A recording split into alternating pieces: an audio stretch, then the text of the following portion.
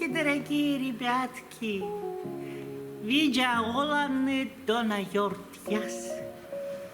Вот таким образом артист перевоплощается в Бабу-Ягу, а на каком языке Йома-Баба. И актерская работа, она, конечно же, очень индивидуальная, и каждый в свой образ, а именно вот Бабу-Ягу, привносит свое. Но любой артист когда-то был студентом, он учился.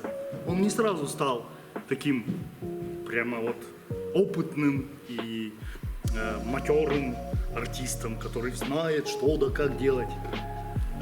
У каждого артиста есть учитель, есть наставник. И, конечно же, у меня, Епонешникова Андрея Николаевича, есть свой наставник, который, слава богу, до сих пор меня учит и сопровождает своими мудростями каждую мою роль. Это наш художественный руководитель Светлана Евгеньевна Горчакова, которая с первого курса обучала нас актерскому мастерству.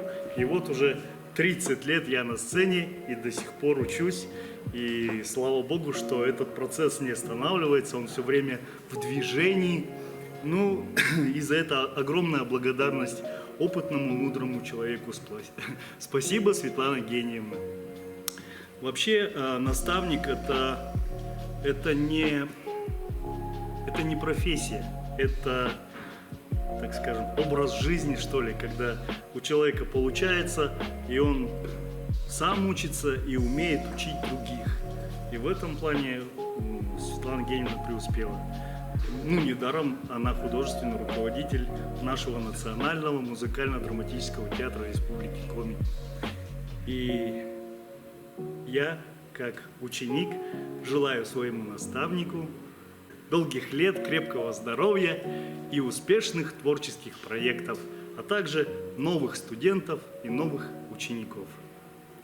С годом наставника!